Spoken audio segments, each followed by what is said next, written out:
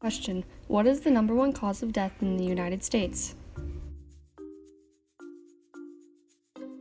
The answer is obesity-related diseases. With obesity being one of the most frequent killers in the United States, heart surgeries and transplants are becoming more and more common. Fatty substances and harmful chemicals are eaten by thousands of people on a daily basis, causing the heart to contract issues such as heart attacks, coronary artery disease, heart failure, and heart disease, which is the number one killer in the United States. There are nearly 1.5 thousand open heart surgeries performed each day, and an astounding 2,300 people receive heart transplants each year. Clearly, these medical procedures are exceptionally important to the lives of Americans in our society today.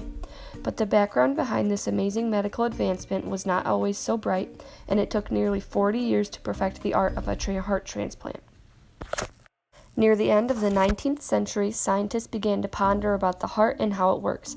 During World War II, almost every medical professional believed that it was impossible to operate on the heart.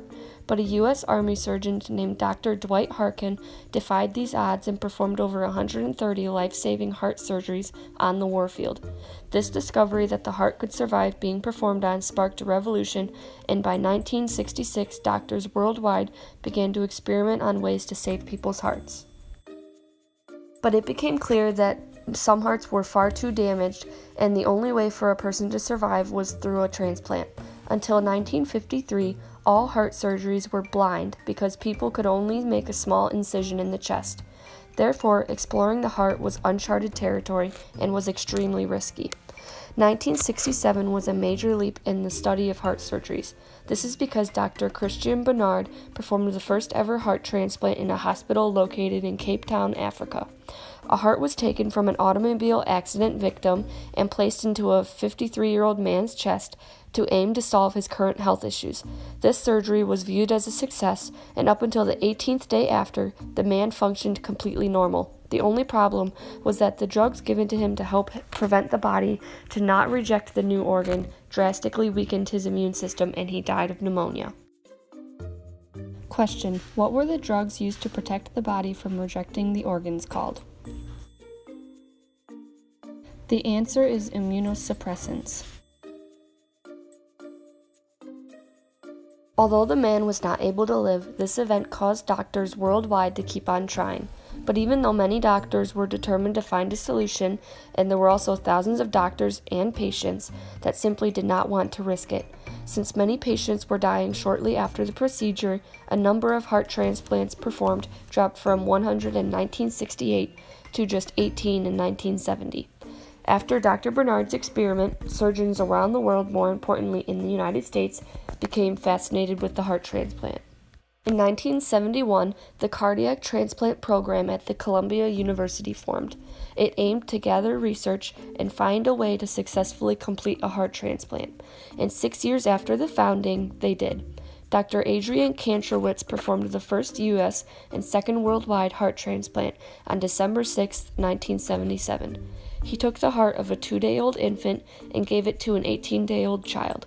The baby died 6.5 hours later due to respiratory issues, but again, it was a drastic advancement. That same year, Dr. Rietzma performed another successful procedure, yet it still wasn't perfect, and the patient died 14 months later. But nearly 10 years later, after everybody in the world had about given up, the first ever successful heart transplant took place. A heart was given to a 4-year-old boy who was destined to die, and he survived a whole 30 years before he died of irrelevant causes. This was truly the light on the horizon for medical professionals and their patients worldwide, and to this day, the findings of these surgeons has changed medicine forever. Question: approximately how many lives are saved each year through heart transplants?